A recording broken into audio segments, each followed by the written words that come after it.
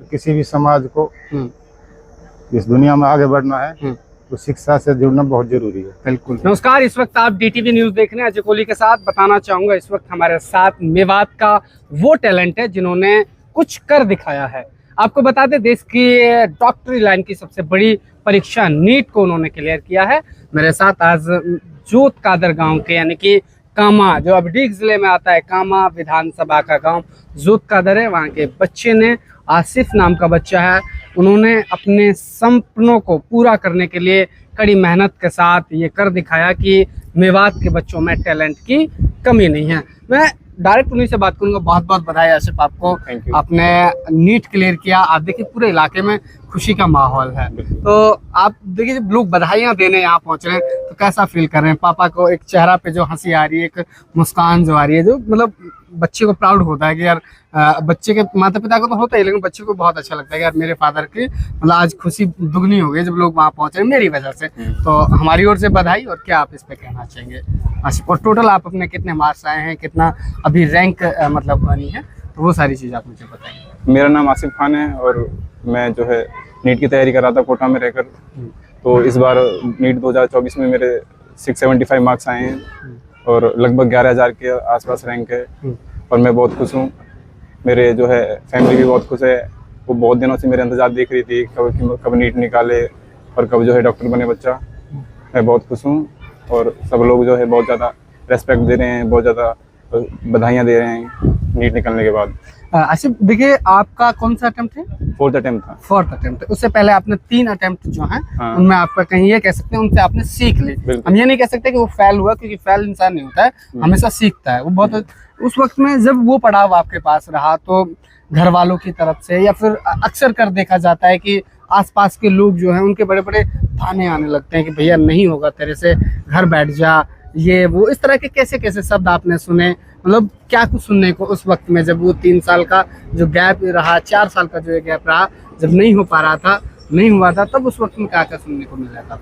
मतलब फैमिली तो शुरू से सपोर्टिव थी, उन्होंने कुछ बोला नहीं, उन्होंने मतलब विश्वास रखा मेरे पे। बाकी जो लोग थे वो मतलब ऐसे डिमोटिवेट करते थे कि बोलो तुमसे नहीं हो पाएगा, और मतलब मैं होता तो करके दिखा देता अभी तक, मतलब इतने साल बर्बाद कर दिया तुमने कोटा में रह के, ऐसे लोग डिमोटिवेट करते हैं। लेकिन मैंने सबको इग्नोर किया और अपने जो है एग्जाम पे फोकस किया।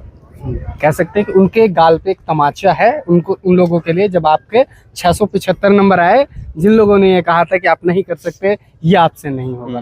देखिए, आपका सफर जो है वो स्टडी से लेकर कब आपने 12वीं की और उसके बाद कहाँ से की, तो इसके इस जर्नी के बारे में मैं आपसे जानना चाहता हूँ। और ऐसा कोई वक्त बताओ कि जब आपको लगा हो खुद को भी कि यार मुझे यहाँ से पीछे हट जाना चाहिए।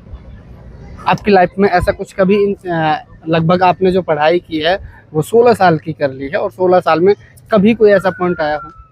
नहीं, मैं मतलब शुरू से ही फोकस था अपनी पढ़ाई को लेकर। ऐसा कभी सोचा नहीं मैंने कि पीछे हट जाऊँ पढ़ाई से। लेकिन 11th-12th मैंने अलवर से की थी, उसके बाद मैं कोटा चला गया था। वहाँ पे कंटिन्यू 3 साल मैंने मेहनत की, तब जाके जो है इतना स्कोर बना मेरा, और बहुत मेहनत लगी उसमें। वो सिर्फ मैं जानता हूँ मेहनत, बिल्कुल आप जानते हैं, करब जानता है, क्योंकि आपने कड़ी मेहनत की है, इसमें कोई दौरा ही नहीं, उसका रिजल्ट आप सबके सामने है। आसिफ, ऐसे मतलब कुछ दोस्त ऐसे बने हों जिन्होंने बहुत सारी चीज़ें ऐसी की नहीं, मतलब कुछ ऐसा मुझे बताइए कि जो एक सक्सेस आज आपकी है, तो उसमें किस किस का सहयोग रहा, कैसे कैसे सहयोग रहा, और कुछ ऐसे भी पल आए क्या जिनमें आदमी डिमोटिवेट कभी हुआ होगा, कभी ऐसा कुछ सुनने को मिला हो? क्योंकि कोटा से अगर अक्सर ऐसी खबरें आती रहती हैं, 1 साल 2 साल 3 साल बाद ना होने के बाद लोगों को मैंने देखा है कि बहुत सुसाइड भी करते हैं, बहुत गंदी गंदी खबरें जो हैं वहाँ से आती रहती हैं, दिल दहल जाता है उन खबरों से। हमारे जो टीचर हैं हमको मोटिवेट करते हैं, मतलब ऐसा कदम नहीं उठाना चाहिए, और हमेशा पॉजिटिव बातें करते हैं, हमको हमेशा सीख देते रहते हैं कि ये नहीं करना है, और मतलब फैमिली के लिए करना था, और तो ये गलत कदम नहीं मैं उठा सकता ना, फैमिली के लिए करके दिखाना था। अच्छा, मुझे ये बताइए कि आखिर ऐसी क्या वजह रहती होंगी कि जो लोग इस वक्त पे आ जाते हैं, उस दौर में चले जाते हैं और वहाँ चले जाते हैं कि वो ये नहीं सोचते कि मेरे परिवार जो मेरे पीछे खड़ा है, जो आज मेरे लिए सपने देख रहे हैं, मेरे सपने जो हैं अगर मैं आज नहीं कर पा रहा हूँ तो अगर मैं थोड़ा पैसेंस रखूंगा तो शायद मैं कल कर लूँ। ऐसी क्या वजह मानते हैं कि क्या ऐसा हो जाता है उन लोगों के साथ? क्या उनको नहीं मिल पाता? कैसे ऐसा एनवायरनमेंट कैसे बन जाता है कि इंसान वहाँ अपनी जान देने को तैयार हो जाता है? इसके पीछे आप क्या रीजन मानते हैं? फैमिली की एक्सपेक्टेशन रहती है, माँ बाप का वो रहता है कि अब कब हमारा बच्चा क्लियर करेगा। अगर उससे नहीं हो पाता है तो वो सोचते हैं कि मैं कुछ नहीं कर पाया अपने घर वालों के लिए, तो गलत कदम उठाने की सोचते हैं। और कुछ लोग जो होते हैं डिमोटिवेट करते हैं, उनकी वजह से भी जो बच्चा है गलत कदम उठाता है कई बार। और बच्चा पढ़ता नहीं है, कई बार मोबाइल यूज़ ज़्यादा करता है और फिर एक्सपेक्ट करता है कि मेरे अच्छे नंबर आएंगे, तो अगर अच्छे नंबर नहीं आते हैं तो वो फिर डिमोटिवेट होकर गलत कदम उठाता है, जो कि बिल्कुल गलत है, नहीं करना बिल्कुल। चाहिए। तो और कुछ हमारे दर्शकों को आप शेयर करना चाहेंगे? बस यही कि अपने जो है लक्ष्य को फोकस करो, अच्छे से अपने काम पे ध्यान दो, गलत चीज़ों से दूर रहो, सोशल मीडिया से दूर रहो, यही। देखिए सोशल मीडिया कहते हैं कि देखो दोनों चीज़ें, अगर आप उस पर अच्छा चीज़ खोजेंगे तो वो आपकी हेल्प भी करेगा। आप यूट्यूब पे जाके अगर अपने सिलेबस के अकॉर्डिंग अगर कुछ देखेंगे तो बहुत सारी चीज़ वहाँ आपको क्लियर भी मिल जाएंगी। अगर आप उसे गलत वे में लेके जाएंगे तो वहाँ से आप गलत चीज़ें भी सीखेंगे, ऐसे ही है। हाँ, मतलब ज़्यादातर लोग मिसयूज करते हैं, तो बेटर ये है कि अपन मोबाइल यूज ना करें, कीपैड यूज कर आपका लें। कितना जो पढ़ाई का शेड्यूल था वो क्या कुछ रहता था? मतलब पढ़ाई करते थे हमेशा, खाना पीना हो गया, मतलब खाना खा लिया, फिर पढ़ने बैठ गए, 6 घंटे सो लिए, फिर पढ़ने बैठ गए, लंच कर लिया, पढ़ने बैठ गए, डिनर कर लिया, पढ़ने बैठ गए। वैसे अगर नीट की परीक्षा के लिए बात करें तो कितना वक्त इंसान के पास होना चाहिए, कि लगभग इतना वक्त इंसान को देना चाहिए, और पढ़ाई का मतलब कितने घंटे होना ज़रूरी है कि इतना घंटा तो आपको पढ़ना ही पढ़ना है? तो ये डिपेंड करता है इंसान के ऊपर, वो कितना मतलब अगर 10 घंटे पढ़ रहा है तो 10 घंटे में 10 घंटे पढ़ रहा है, फिर 10 घंटे में 5 घंटे पढ़ रहा है, वो एफिशिएंसी को डिपेंड करता है। मतलब कोई मतलब जैसे 8 घंटा पढ़ रहा है तो 8 घंटे में पढ़ रहा है, और वही जो इंसान 8 घंटे पढ़ रहा है लेकिन वो 4 घंटे का पढ़ रहा है, उसमें तो एफिशिएंसी को डिपेंड करता है। ये बच्चे के माइंड को होता है कि वो कितना कैच कर पाता है। बहुत अच्छा। तो आपका नीट होने के बाद जब आप घर आए सबसे पहले किससे मुलाकात हुई? रिजल्ट आया तब आप घर पे थे या फिर कोटा से आए थे? घर पे था मैं। घर पे था। जो एलन में जो टेस्ट कराए जाते हैं, जो टेस्ट होते हैं, तो उनमें कितने कितने मार्क्स आपके आते रहे हैं? मेडल वगैरह वो लोग देते हैं, कितने मेडल जीत के लेके आए हैं आप? मेडल तो मतलब इस बार जो है मेडल का वो बंद कर दिया था, क्योंकि बच्चे टॉपर्स को देख के डिमोटिवेट होते थे, तो जो है मेडल देने का और जो है वो देते थे, प्राइज देते थे, तो वो कैंसिल कर दिया था इस बार जो ऑफर कैंसिल कर दिया था। तो एवरेज 650 मार्क्स आ जाते थे उधर एलन के टेस्ट में भी। वही एवरेज 6 हाँ। 50 से प्लस 700 के आसपास रहता था। बहुत अच्छा, बहुत बहुत बधाई आपको। मैं आपके पिताजी से भी बात करना चाहूँगा। सर डॉक्टर साहब, आपने सपना देखा, आपने एक छोटी सी जगह से आपने अपना काम शुरू किया, आप डॉक्टर हैं इलाके में छोटी मोटी बीमारियों के लिए, लेकिन आज अपने बच्चे को आपने MBBS बनाने के लिए तैयार किया है। उन्होंने आपके सपने, अपने खुद के सपनों को आज उड़ान भर ली है, पंख लगा दिए हैं, तो कैसा भी फील कर रहे हैं आप? जी बहुत बढ़िया फील कर रहे हैं जी। हमारा जो टारगेट है सिर्फ बच्चा को शिक्षित करने का ही। सर कितने बच्चे हैं आपके? 3 बच्चे हैं। 3 बच्चे हैं, जिनमें से आसिफ नाम का लड़का जो आपका जिन्होंने नीट करी है, वो कौन से नंबर पर? दूसरे नंबर। दूसरे नंबर। उससे बड़े जो हैं उन्होंने क्या किया हुआ है? बड़े लड़का भी फार्मेसी करी। अच्छा, और उससे छोटा जो बच्चा है? वो 8वीं में है अभी। देखिए मेवात के उन लोगों के लिए आप क्या कहना चाहेंगे? अक्सर कर मैं देखता हूँ कि वो जैसे 12th बच्चे ने कर ली तो फिर बच्चे को या तो उनको एक साइड में बैठा देते हैं, काम धंधे के लिए बोल देते हैं।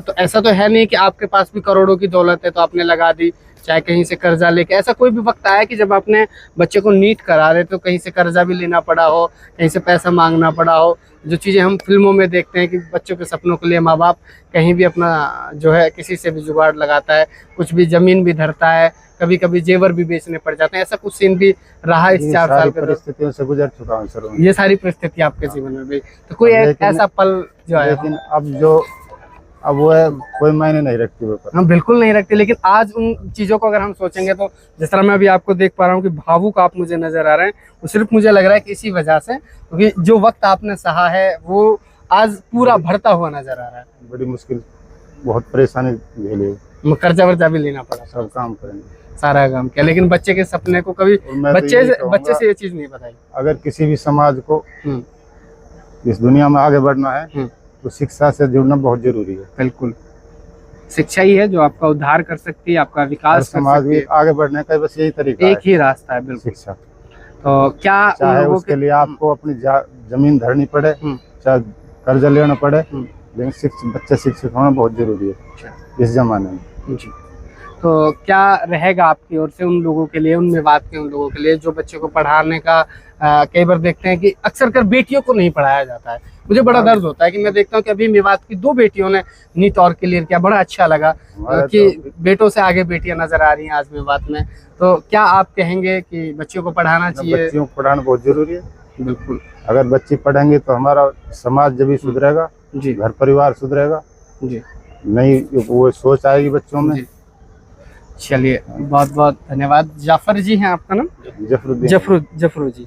जफरू जी अभी हमारे साथ थे, जिन्होंने बताया कि किस तरह का वक्त उन्होंने उस वक्त में देखा जब अपने बच्चे को वो जो है कोचिंग करवा रहे थे, प्रिपरेशन करवा रहे थे। उस वक्त में उन्होंने जैसा दौर आप मूवियों में देखते हैं, सॉन्ग्स में देखते हैं, फिल्मों में देखते हैं कि भाई कहीं से कर्जा भी लेना पड़ता है, बेटे को पढ़ाने के लिए कहीं पे ज़मीन भी रखनी पड़ती है, ऐसा भी वक्त आता है कि जब बीवी के जो गहने हैं उनको भी आपको रखना पड़ता है। जैसे मैंने पीछे दिखाया कि मेवात के जो सब्जी बेचने वाले थे उनकी बच्ची ने भी नीट क्लियर किया। तो आज हम आपको मिला रहे हैं, एक डॉक्टर थे जिन्होंने छोटी सी अपनी एक क्लिनिक चलाई और उस छोटी सी क्लिनिक के बाद अपने 2 बच्चों को, एक फार्मेसी कंप्लीट करवा ली है और एक बच्चे को नीट की तैयारी करवाई और आज उसके 675 नंबर जो हैं वो आए हैं 720 में से। बहुत ही अच्छा लगता है जब मेवात के बच्चे कुछ करते हैं तो बहुत खुशी महसूस होती है। और हम सब से चाहते हैं कि जो भी अब इस वीडियो को देख रहे हैं वो माता पिता जो अपने बच्चों को 12वीं के बाद आगे नहीं पढ़ा पा रहे थे, या फिर आगे ऐसा नहीं कि जब आपके पास लाखों या करोड़ों पैसे होंगे तभी आप पढ़ा सकते हैं। आपके पास ज़रूरत है तो एक हिम्मत की, एक हौसले की, और आपके बच्चे में थोड़ा अगर जुनून है तो आप उनके पीछे लग जाइए और उस बच्चे को ज़रूर करवाइए जो वो करना चाहता हो। ऐसा नहीं कि अगर वो नीट करना चाहता है तो उसे MBBS डॉक्टर बनना है, वो करना चाहता है वो भी ठीक है। अगर वो किसी और लाइन में भी जाना चाहता है, अगर आपको लग रहा है तो उस बच्चे के पीछे रहिए, क्योंकि अगर पढ़ेगा मेवात तो ही बढ़ेगा मेवात। मेरी आप सभी से यही अपील, और लगातार आप हमारे साथ देखते रहें DTV। कैमरा पर्सन तौफिक बिचौलिया के साथ मैं आपका अपना जिकोली। धन्यवाद।